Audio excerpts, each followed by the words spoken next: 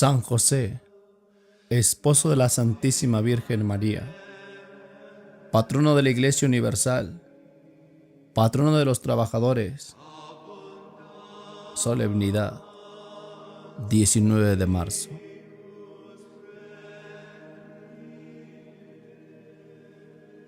San José es el hombre del silencio, es la oscuridad, es la noche. Pero también la noche tiene su belleza, una belleza solemne que recoge nuestro espíritu y le aquieta y le levanta y le mece en el reposo y abre para él los horizontes infinitos del otro mundo. Esto mismo nos acontece con esta figura sagrada de la geografía evangélica, con este hombre admirable, envuelto en la densidad de las sombras. De otros hombres que el mundo llama grandes, la historia ha recogido el recuerdo, los hechos, las palabras, el retrato, los triunfos y los fracasos. De San José solo se nos dice esta frase: era un hombre justo. El elogio es espléndido, pero aún así el elogio continúa en la sombra. Para el mundo, su vida es una verdadera noche, oscura ciertamente, pero a la vez profunda, majestuosa e impresionante. Su grandeza nos conmueve, nos cautiva, nos abruma, y llega un momento en que esta figura se nos presenta con una gracia, con un encanto que no tienen las grandes figuras históricas. La primera aparición, la fisonomía grave, dulce, tranquila del principio, empieza a revelarnos tesoros de luz. La vemos rodeada de una aurora divina, de una influencia celeste, y un mundo nuevo aparece a nuestras miradas. Este hombre silencioso es un hombre aparte. Aún en medio de los bienaventurados, él solo forma un mundo en el inmenso sistema de mundos que forma la sociedad de los elegidos. Si alguna cosa puede darnos una idea de su alma, sería el océano, donde no se ven las orillas, o el firmamento que no tiene fin.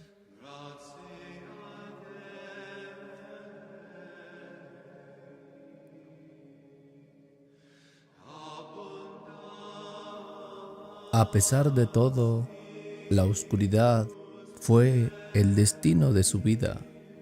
Una oscuridad fecunda en tesoros de humildad, de abnegación, de sacrificio.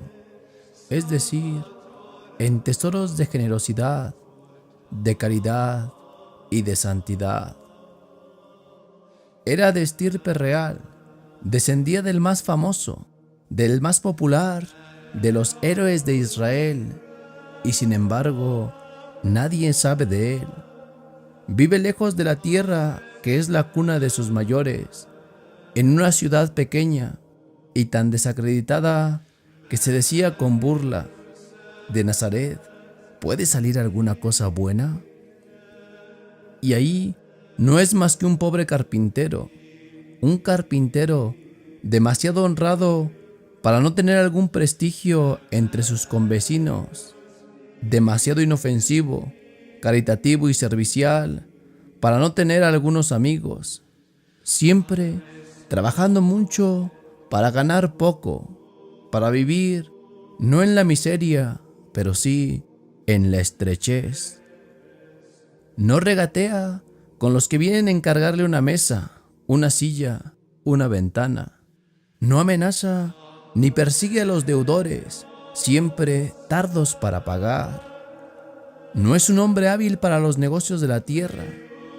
Todo lo contrario. Confía demasiado en la honestidad, en la buena fe de los demás. Y muchas veces es víctima de la malicia y del engaño, con tal de ganar lo suficiente para que Jesús, con tal de ganar lo suficiente para que Jesús y María no sufran, está contento. No es posible imaginarle escondiendo los siclos y las dracmas debajo de un ladrillo, aunque, como buen padre de familia, sabe pensar en el día de mañana.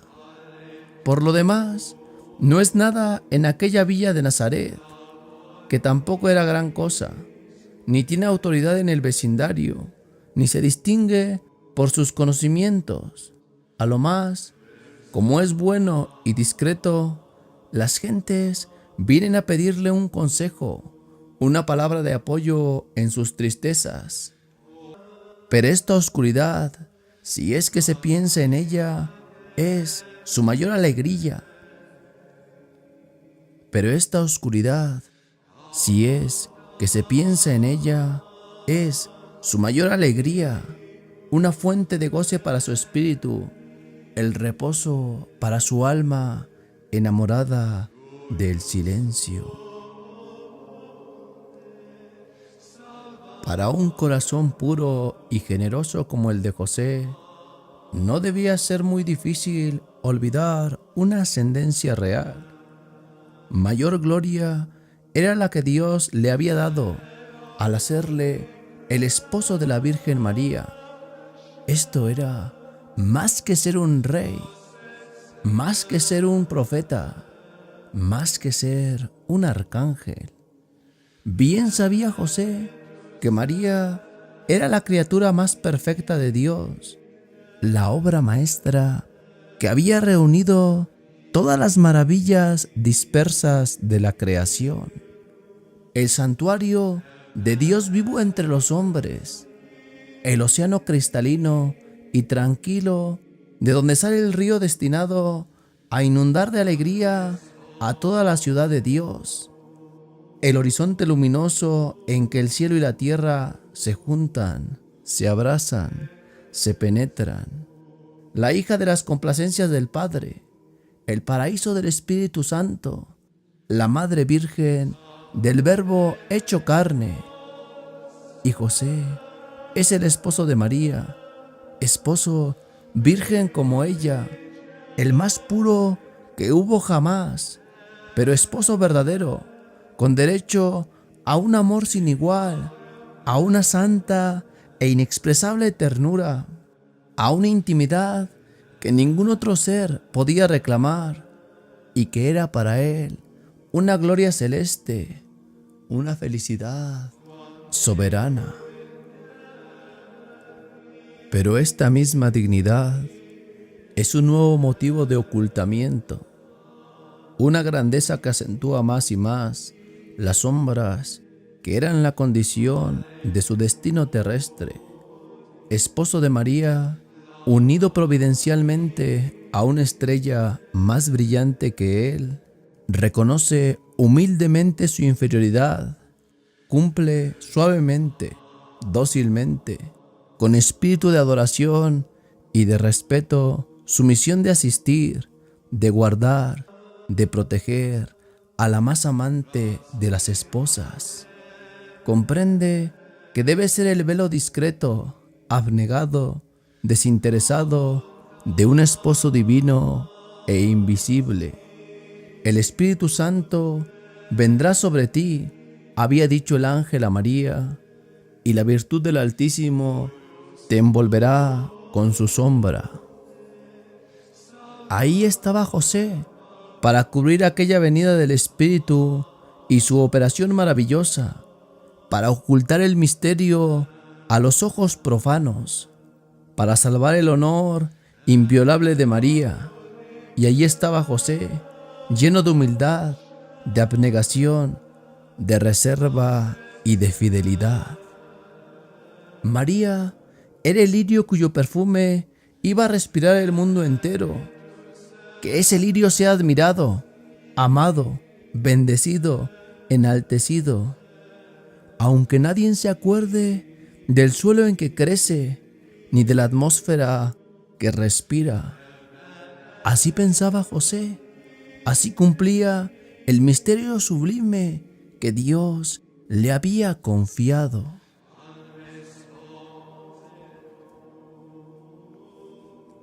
pero aún hay en él una gloria más alta que corresponde a una humildad más profunda. Además de esposo de María, José es el padre legal de Jesús, verdadero hijo de Dios y verdadero hijo de aquella mujer que es su esposa. Es, por tanto, el sacramento del Padre, su imagen, su sombra, su vicario, el Verbo eterno, el Hijo consustancial del Padre, está sujeto a su voz.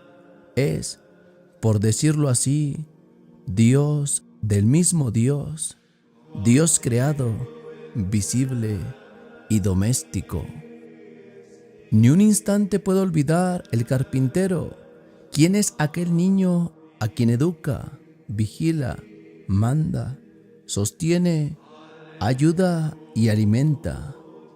Su fe en la divinidad de Jesús es plena, perfecta, iluminada, imperturbable. Vive en una certidumbre que es para él una evidencia y, no obstante, se ve obligado a cumplir la voluntad divina que le ha encomendado aquella legación incomprensible para con el que es su Señor y Creador. Obedece, pero su alma está abrumada, confundida, muda de espanto. Es el abismo del renunciamiento y de la humildad, formado para recibir el océano infinito de la paternidad divina, hasta tal punto que José ya no tiene vida propia ni voluntad propia. Habla y obra en el nombre del Padre, como el Padre y por el Padre. Es su sombra, la sombra del Padre, la aparición del Padre increado y eterno. Su vida ha desaparecido, se ha perdido en el Padre. Con lo más alto de su ser, habita en aquella luz inaccesible en que el Padre tiene su morada. De nadie como de él se ha podido decir que su vida está escondida en Dios. Por eso se le ha podido llamar el más oculto de los santos, aquel cuya santidad es la más profunda y la más difícil de distinguir, porque vive entre las nubes y las sombras que rodean la fuente increada de la divinidad.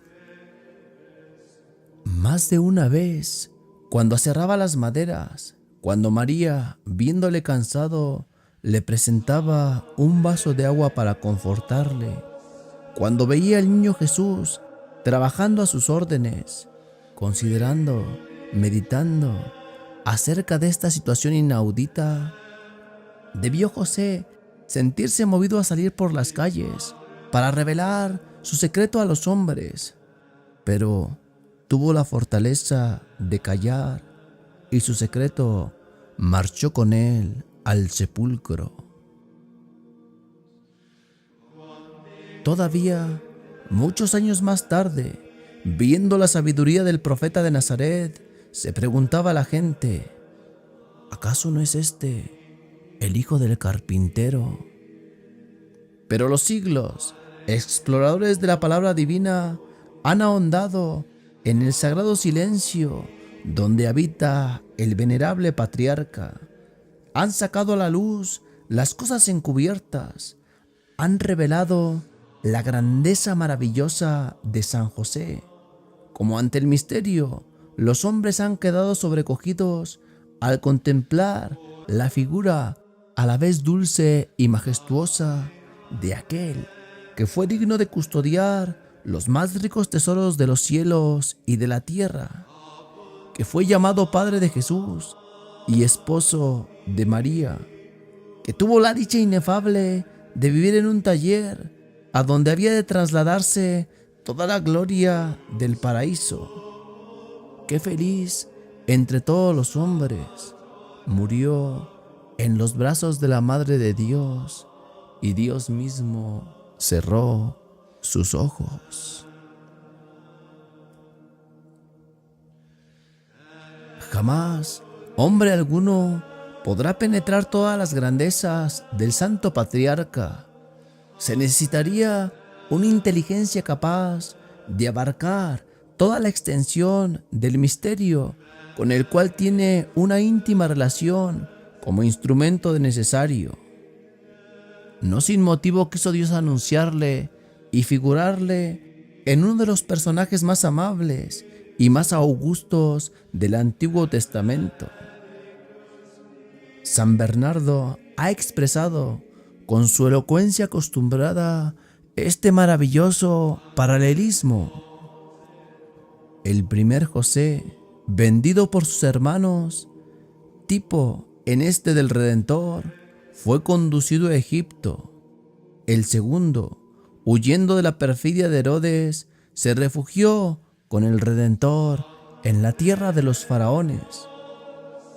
El primer José, guardando la fe a su Señor, conservó la inocencia frente a las solicitaciones de la esposa infiel.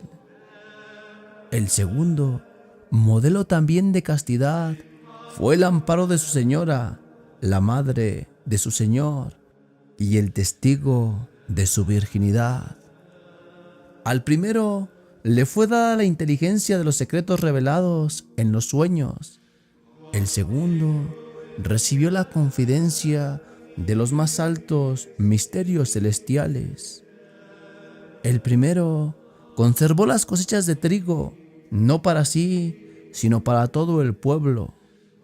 El segundo recibió a su custodia el pan y el vino descendidos del cielo para sí mismo y para todo el mundo.